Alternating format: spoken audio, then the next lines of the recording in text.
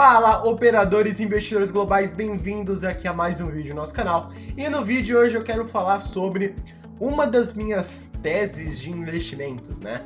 Na minha carteira eu carrego algumas teses na qual eu meio que aposto, né? Claro que essas teses têm um certo embasamento e hoje eu vou falar sobre uma delas, que toma como base o Factor Invest.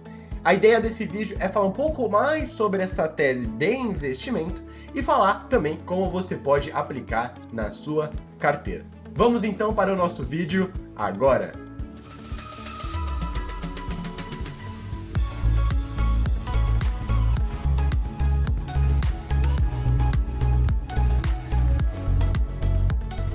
A ideia desse vídeo não é, de maneira alguma, trazer os cálculos, trazer a metodologia que eles aplicaram para chegar numa determinada resultante, né? E nem também falar de todo o trabalho até chegar no Factor Invest, né? No Five Factor Model que a gente conhece hoje em dia, né? Até porque tomaria horas e mais horas se eu fosse abordar profundamente toda essa tese e o histórico dessa tese.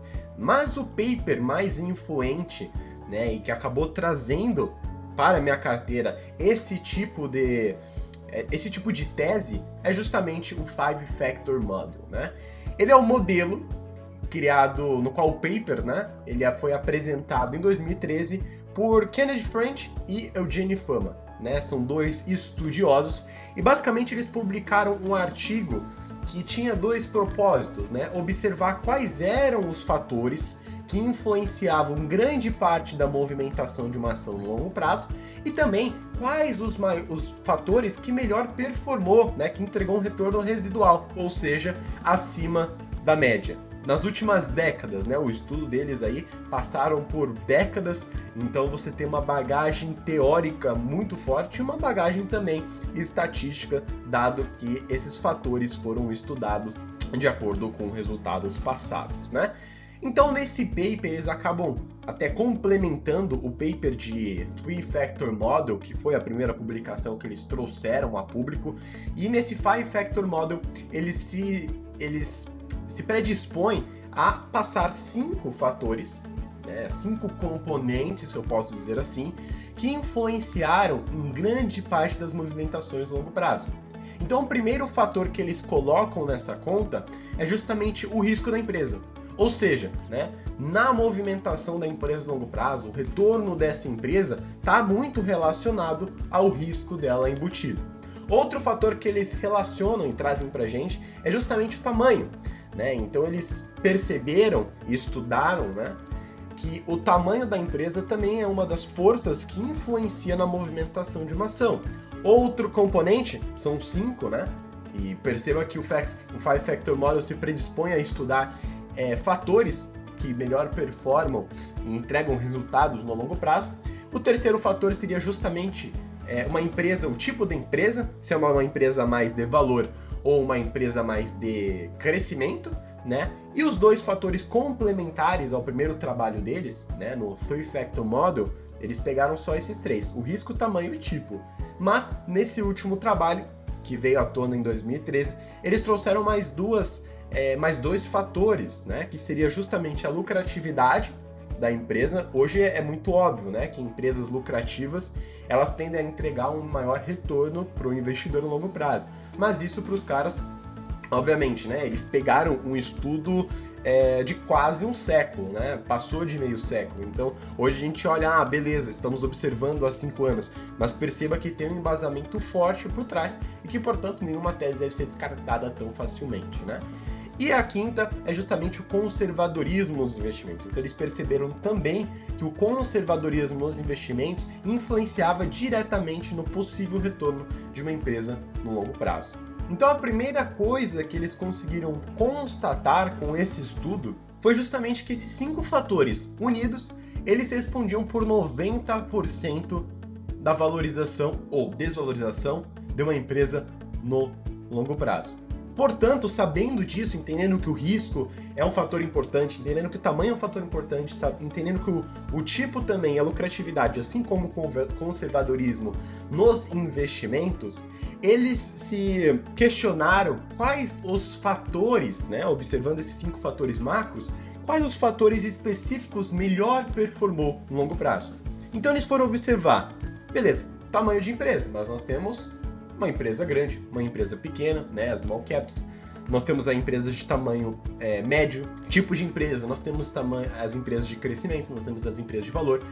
Quais, né, são os atributos ou os fatores que melhor entregou resultado em um prazo relevante, né, mais de meio século aproximadamente? Então essas foram as perguntas que eles acabaram trazendo e chegaram em uma conclusão muito interessante.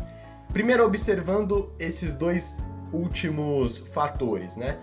Conservadorismo nos investimentos. Será que uma empresa que investe de forma mais agressiva performou melhor do que uma empresa mais conservadora? De acordo com um estudo que eles trouxeram a público, inclusive eu vou deixar o estudo aqui na descrição, caso você queira lê-lo. As empresas que investiam de forma conservadora entregaram um resultado superior às de investimento mais agressivas, que tomavam mais risco, né? As que investiam em projetos mais agressivos, mais arriscados. Então essa é a primeira constatação. A segunda constatação, justamente que empresas lucrativas tenderam a performar melhor no longo prazo. Tá? Então já temos esses dois. Agora, o tipo de empresa. Será que uma empresa de crescimento performou melhor do que uma de valor? Né? O que seria uma empresa de valor? Uma empresa de valor é aquela que tem o seu preço abaixo dos seus múltiplos. Né? Então essas empresas que a gente fala que está num bom preço, né, que está descontada, isso seria uma empresa de valor.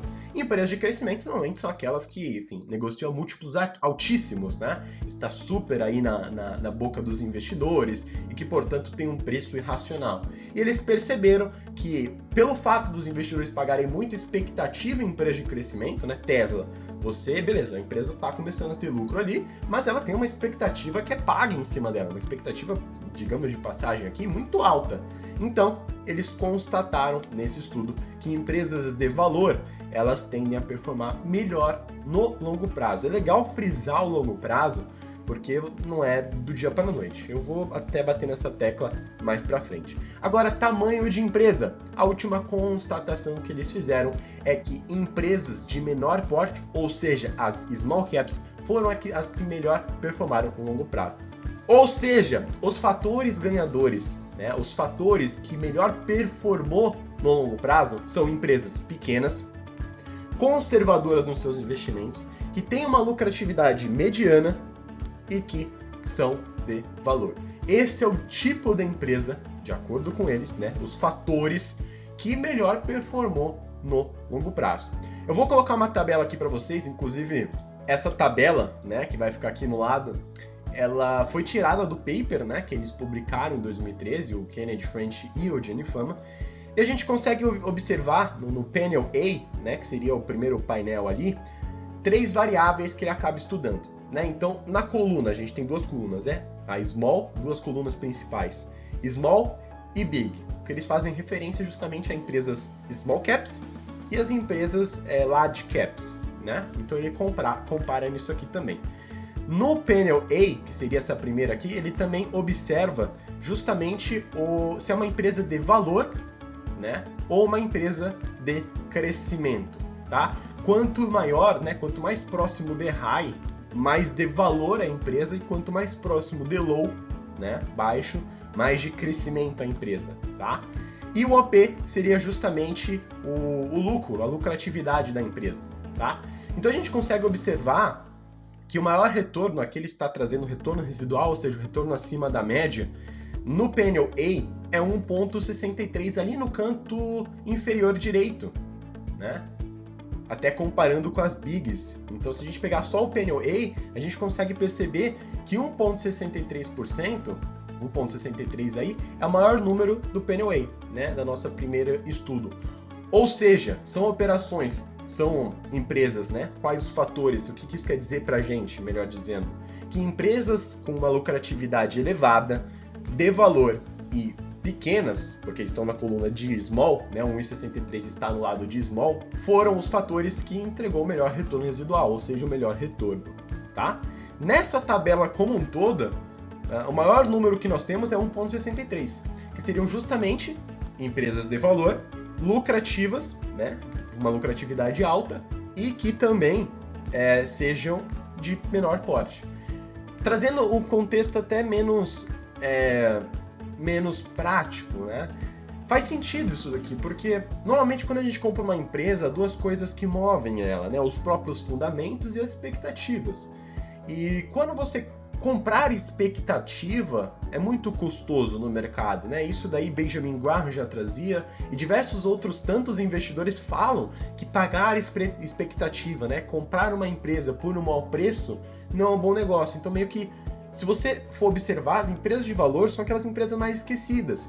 Né? Não são aquelas empresas que estão aí na mídia, né, que falam que está inovando o seu mercado, são empresas que normalmente o mercado não coloca tanta expectativa, mas que elas ainda assim são lucrativas. Então esses foram os fatores que melhor performou no longo prazo. Recapitulando, empresas pequenas de valor, com uma alta lucratividade e conservadoras nos seus investimentos. O paper ficará aqui embaixo caso você queira lê-lo. Acho que a pergunta que vem com tudo isso é, Gabriel, como é que eu invisto nessa tese, né? Que basicamente eu tive que pegar, e é importante que você saiba, né? Eu estudei o Factor Model bruto, estudado aqui no mercado americano. Eles possuem um paper para o Reino Unido, mas eles não possuem para o Brasil, né? Então saiba que esses fatores foram testados, né, estatisticamente aqui no mercado americano. Isso é importante que você tenha ciência.